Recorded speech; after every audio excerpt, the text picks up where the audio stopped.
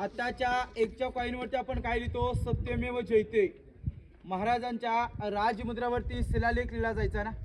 प्रतीप चंद्रलेखे विवर्ध विष्णू विश्ववंदिता शहानो शिवसैषा मुद्रा भद्राय राजते. म्हणजे शहाजी राजांचा पुत्र कोण? शिवाजी राजे. प्रतीप चंद्र, चंद्र जसा कलेने वाढून प्रकाश देतो असा शहाजी राजांचा पुत्र शिवाजी राजे यांचं जे स्वराज्य आहे ना ते चंद्रेच्या कलेप्रमाणे वाढलं पाहिजे.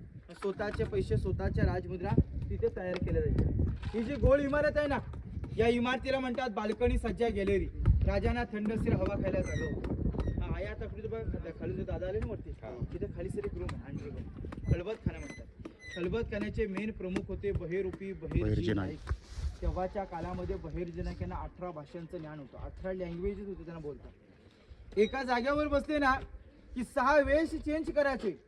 औरंगजेबाच्या दरबारामध्ये जाऊन त्याच्या दाढीला हात लावून येणारी या स्वराज्यात एकच व्यक्ती म्हणजे बहिरूपी बहिर्जी नाईक. म्हणून महाराज सतत म्हणायचे ना, माझ्या स्वराज्याचा तिसरा डोला म्हणजे बहिरूपी बहिर्जी नाईक यांचा हा खलबत खाना. समोर आपल्याला कड्यावरती बघा लाईटीचे 2 पोल आहेत. तो समोर डोंगर खाली गेलेला आहे. याला म्हटलं जातं हिरकणी मातेचा कडा. जी आई लहान लेकरासाठी स्वतःच्या जीवाचा देखील न पर्वा करता रात्री 12 वाजता जो कडा उतरी तो कडा हिरकणीचा. त्या मातेची स्टोरी